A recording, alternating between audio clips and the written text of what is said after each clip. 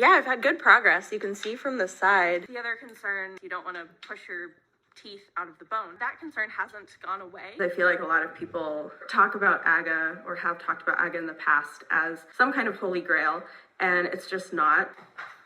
Of course, all of the AGGA practitioners are saying, well, AGGA is different from all of these other dangerous palate expanders. I feel like there's some level of BS happening in that whole realm. So I ended up with 10 millimeters of expansion on either side. I had to relearn how to even just smile. Everything's going to plan so far. That's the update. Everything's going well. I don't quite get that. I'm trying to trust the process as much as possible because I have a bad tendency to not trust people and question everything they do, and it makes me an annoying patient. Sometimes I'm right and they're wrong. It seems like my front teeth were less far forward now compared to when I first got the AGGA off. I just had my appointment, one major bomb drop. It's a lot to take in. I'm a little bit nervous. They ripped off all of my braces and put on all new braces. I don't quite understand how seemingly applying a force that is doing the opposite of what the goal is. I don't really know how that works. Although my top 6 front teeth do not feel remotely strong enough to where I would feel comfortable biting into an apple, they also aren't loose. They have not fallen out. And until such a time as they do, I am just going to hope that they don't. Hello, my dear friends. At long last, I am back to finally share my experience from start to finish with palate expansion. This video is primarily to share my own experience, just what happened to me, what my results are, etc. But considering the fact that this is such a controversial topic and that the primary device that I used to expand my palate, AGGA, was in the news last year and a lot of people have had awful experiences with it, I will also be providing some very light commentary on the topic in general. So when I was about 17 years old, I started to notice that the edges of my incisors were wearing down. And my acupuncturist of all people was the one to point out to me that this was probably because those teeth hit end to end, like that, rather than having a little bit of an overlap. And I decided that I couldn't just live the rest of my life having my teeth wearing down, so I found an orthodontist. He said he could fix it, got braces, had braces for 2 years, got them off, and arguably that is where my problems started. I started to experience some jaw discomfort and jaw soreness, especially when I would have to chew a lot. And it always felt like my lower jaw wanted to be farther forward than my upper teeth would allow it to be.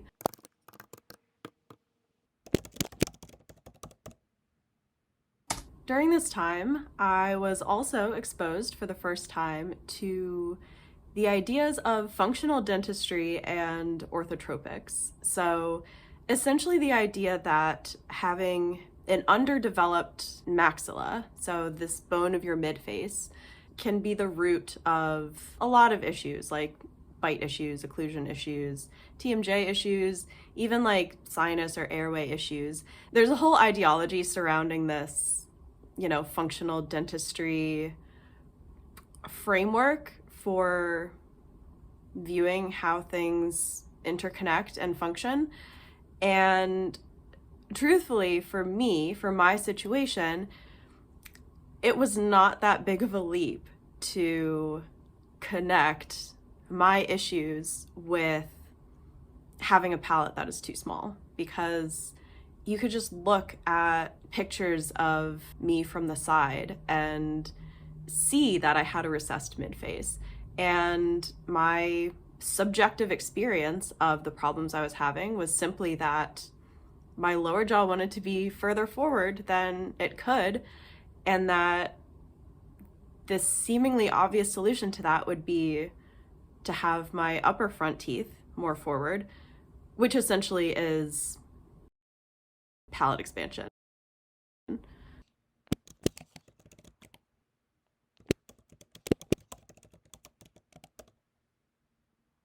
So unfortunately, solving the problem was probably not going to be as simple as identifying it was, because while there are a lot of various fixed and removable appliances that are intended to expand the palate, widen the dental arches, promote growth of the bones of the face, etc., most of the time these are used in children rather than adults, because children are still growing, their bone structures are still developing, so it's generally accepted that using appliances during that time can help guide and optimize growth.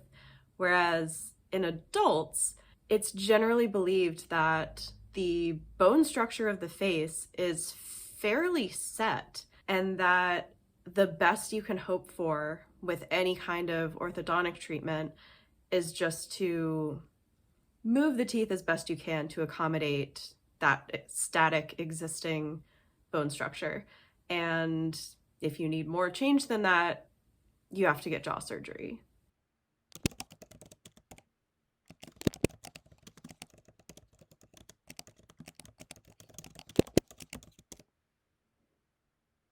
To better understand the controversy surrounding palate expansion for adults, it's helpful to distinguish between basal bone and alveolar bone. So basal bone is essentially referring to the big structures of the face. So like the maxilla in the case of the midface and the mandible in the case of the jawbone.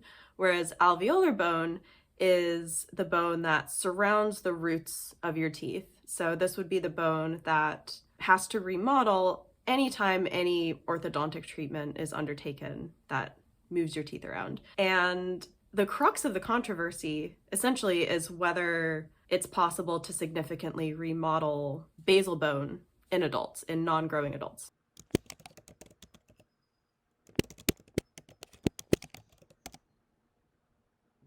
Conventional wisdom holds that when you're an adult, your maxilla and your mandible are the size and shape that they're going to be. So if you try to expand the palate using some kind of appliance that goes in your mouth and kind of pushes on your teeth, you're just going to be pushing the teeth around and potentially risk pushing the teeth out of the bone and, worst case scenario, having them fall out. And yet, I was encountering stories of people on the internet, of adults who said that they used appliances like this to successfully expand their dental arches and resolve their issues, and they hadn't lost their teeth. And there were dentists who were claiming that orthodontists are silly and stuck in the past, and that of course it's possible for true palate expansion to be achieved in an adult. And of course I wanted these people to be correct, because then I would have a way to solve my problems. So I embarked on a mission to find myself an enlightened fringe person who would help me expand my palate.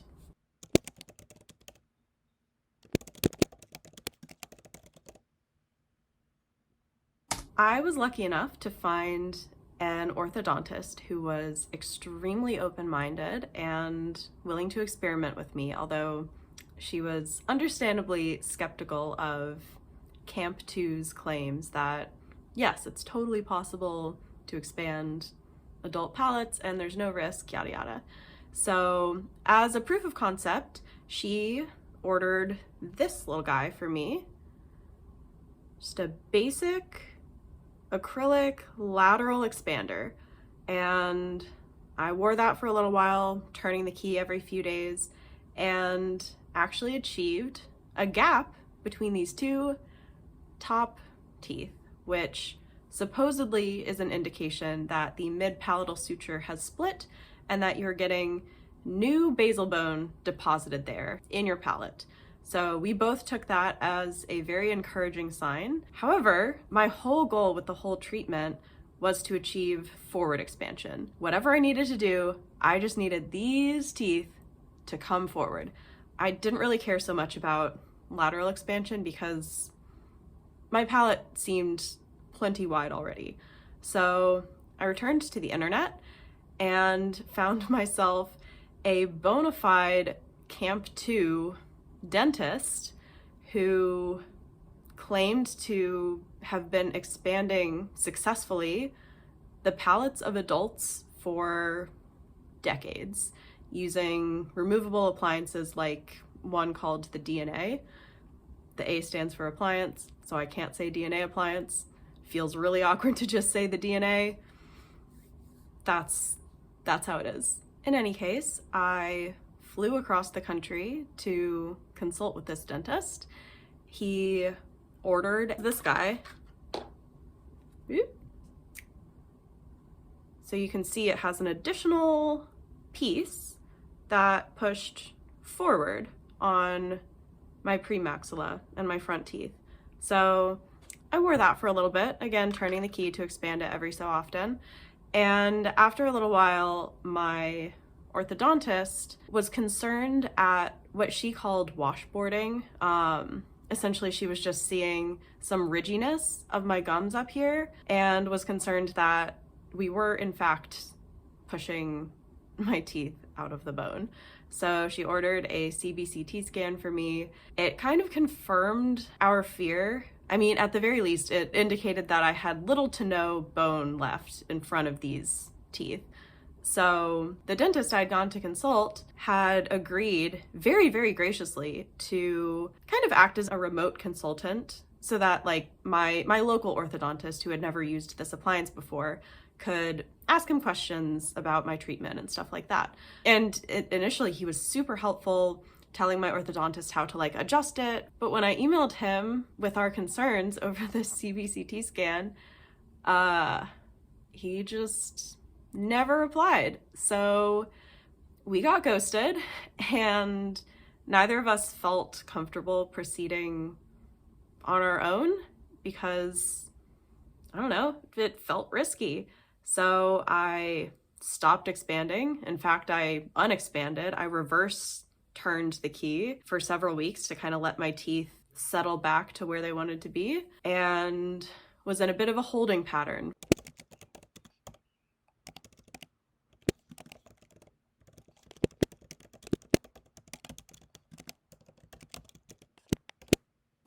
I found out about AGGA from a commenter on my blog who shared Ronald Eads' website. And at the time, Ronald was calling AGGA the holy grail of adult orthodontics. And AGGA kind of has its own special ideology surrounding it. It's essentially a fixed appliance. It's cemented into your mouth. It has a metal bar behind these front teeth, but it also has a little acrylic nub that pushes on a specific part of your palate. And they claim that this little acrylic nub triggers a specific nerve and that elicits bone deposition, like bone growth throughout the midface. And therefore this device isn't just like mechanically shoving your teeth forward, it's actually facilitating real growth, and therefore you're not going to risk pushing the teeth out of the bone. I was a bit suspicious of these claims just because of the way that they were written. It seemed very hand-wavy, but regardless, I wanted to believe that this was true because that would solve all of my problems. Because again, I just wanted these teeth to be pushed forward. That's all I wanted. I wanted them to be forward so that my jaw could be where it wanted to be and my bite would fit together correctly and I wouldn't have jaw soreness anymore. So after a great deal of careful thought and deliberation and a fair bit of anxiety, I decided to go forward with AGGA treatment. I'll spare you all the details because I covered that extensively in past blog posts and videos, but the high points are that I had the AGGA itself, the cemented growth appliance, in my mouth for about a year from when I was 25 to 26. I then was in controlled arch braces for another year after that to pull my premolars forward through the gaps, which sounds like a weird counterintuitive thing to do given the fact that I wanted to fill the gaps with implants. Like, why would you not just put the implants right in the gaps that were already there? The reason is because moving the teeth through the gaps makes the bone remodel so that the bone is strong enough to accommodate the implants. So after the initial AGGA expansion, I had 10 millimeter gaps. After pulling the premolars forward, I had 7 millimeter gaps. And then we took a CBCT scan to make sure I would have room for the titanium screws. And unfortunately, this was the first little hiccup in my treatment. The roots of the adjoining teeth were tipped a little bit, so they were in the gap. And so even though the gaps on the surface had plenty of room for implants, below the surface, there were tooth roots in the way. And my AGGA dentist advised me at that point to just kind of abandon the implant route and instead move the molars forward. So I went to get a second opinion from an orthodontist. He said it would be no problem at all to get the roots out of the way, put the implants in. Because frankly, I was afraid that moving the molars forward, I would lose all of the forward growth that I had gained just because, you know, physics. And my orthodontist agreed with me. He was like, yeah, I'm not sure how they would move the molars forward using all of these teeth as anchors essentially without losing quite a bit of that forward growth. So switched my care over to the orthodontist, was in braces for a little over an additional year. Finally got the implants, got the crowns, got the braces off, and that was that. The total treatment time from start to finish was almost exactly 4 years and cost me $27,000.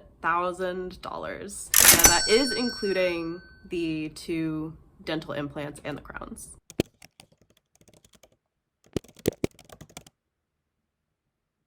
So as you'll recall, my number one goal with this treatment was to be able to have my teeth occlude comfortably and to not have jaw discomfort and soreness anymore. And that goal was achieved.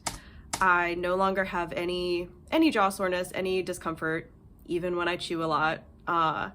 And my teeth fit together easily and comfortably. I will say that there's still some instances, like especially like while I'm speaking or singing, where it feels like my lower jaw wants to be more forward than it can be. And perhaps that's just a holdover from the years where I had this end-to-end bite and developed pretty significant anxiety around my occlusion and jaw position and all of that. So it could be a muscle memory thing. It could also be an indication that in an ideal world, I would have more mid-face development and my upper dental arch would be further forward and my lower jaw could be further forward. But regardless, the changes I got through AGGA were adequate to resolve the great bulk of the occlusion discomfort and such, and the entirety of the actual jaw soreness and pain. As far as appearance, I am certainly happier with how I look now compared to before. It's funny because the changes are pretty subtle. Like, if you look at the model of my teeth pre-AGGA compared with post-AGGA, the difference is very subtle. You can definitely see that my front incisors are further forward in the bottom model, but it's not by a ton, and it certainly is not the 10 millimeters that was the initial size of the gaps. So yeah, it's kind of funny to look at the pictures and the results and all of that, and to see ultimately how small and subtle the changes are that I got. And compare that to the exorbitant cost, not just in money, but in time, in energy, in discomfort, in anxiety. And yet, those very small and subtle changes translate to a quite significant improvement in quality of life. So I have no regrets at all. I'm very glad that I did it, but whew.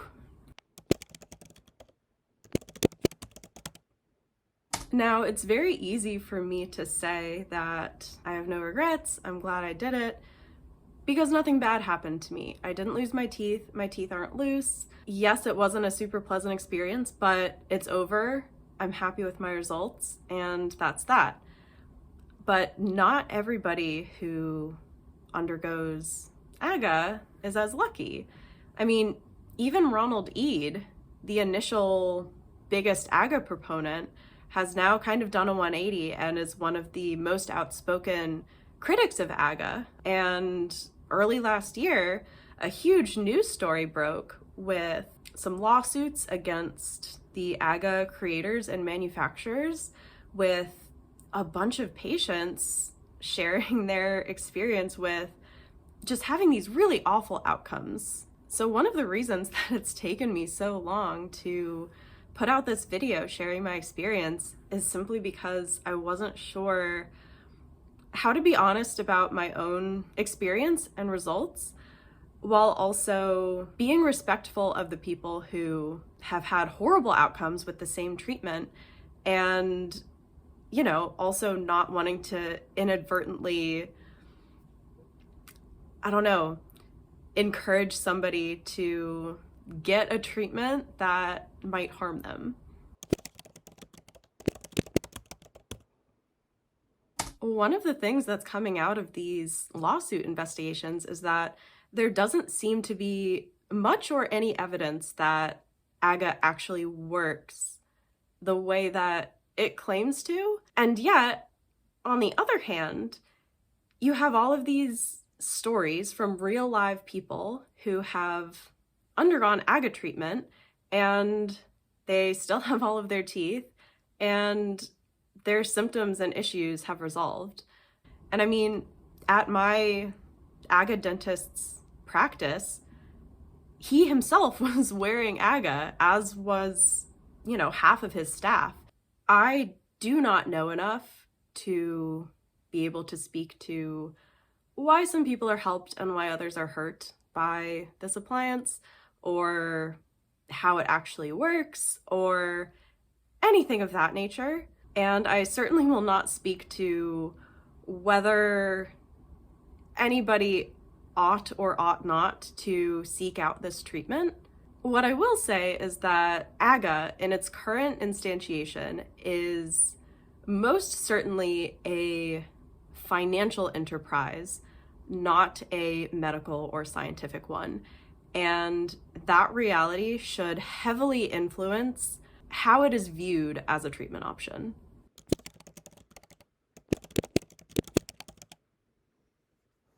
For true scientific and clinical advancement, you need rigorous documentation and complete transparency. And I just really have not seen that very much in the AGGA space. Just to give a few examples from my own treatment experience, you may have caught that the size of my gaps after the initial AGGA expansion was 10 millimeters on each side. And then after the controlled arch braces, pulling the premolars forward, they were 7 millimeters. And, you know, I would expect that to happen. That makes sense based on physics.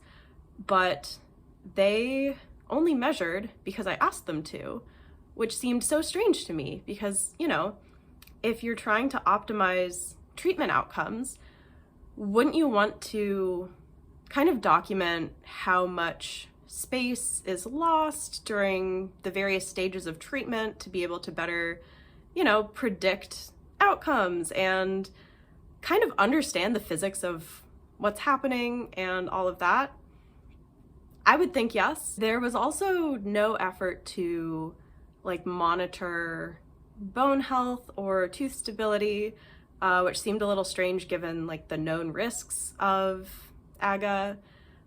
There was no kind of like debrief analysis situation where we looked at what skeletal changes actually occurred over the course of treatment, which again, I would expect to be like part of a like rigorous documentation process if you're conducting a kind of like unproven experimental treatment in order to better learn how it affects people.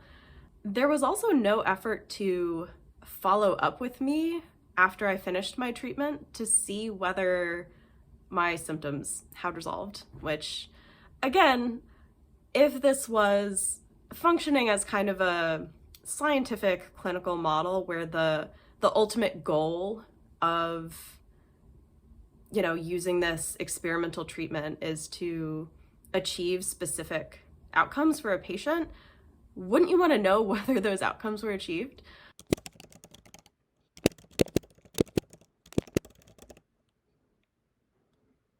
If AGGA had to go through the same process that like a new drug or a new medical device that's regulated by the FDA has to go through, you would see clinical trials where the patient population is very specific. You're looking at a specific indication, whether it's, a certain type of TMJ issue or a certain type of sleep apnea, and there would be very specific inclusion criteria.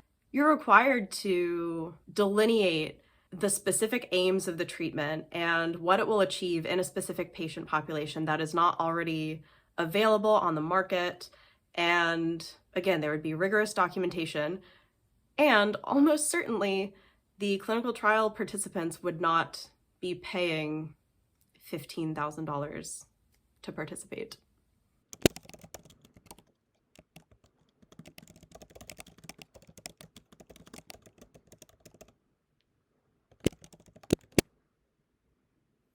One final thing to note about AGGA is that most of the practitioners are actually dentists and not orthodontists. And those two specialists do receive different training.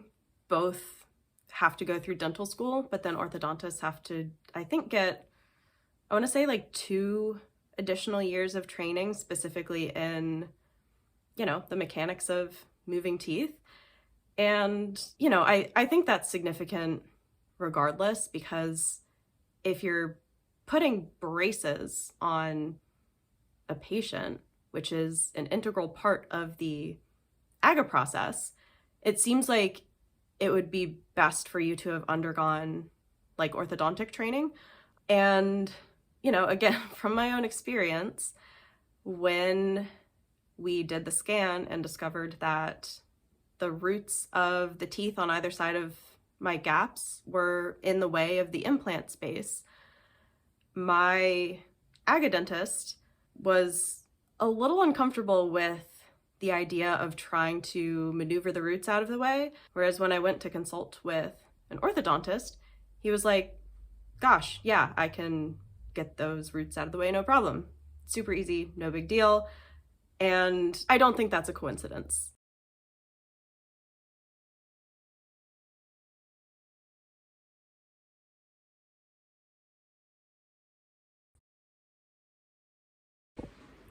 So it's been many months since I recorded this video, and I never posted it because I was waiting to record the final conclusion to the video, answering the questions that I figured most people would probably want to know the answers to. For instance, would I do this again? Had I to do the experience over? Would I recommend it to people?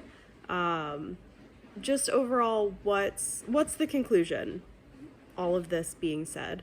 And I really can't answer that because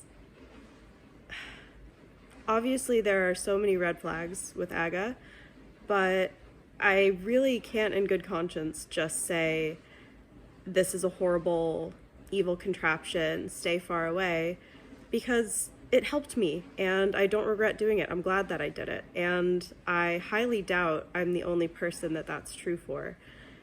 And, you know, just because the AGGA enterprise is extremely sketchy and just, you know, unregulated and lies about stuff does not automatically mean that it's a horrible choice as a tool under the right guidance, in the right circumstances, etc., etc.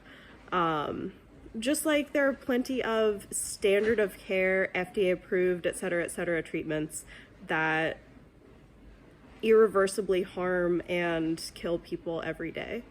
Unfortunately, there's just not a way to completely do away with risk. And that is true dealing with any health or body issue that we don't have a perfect solution for.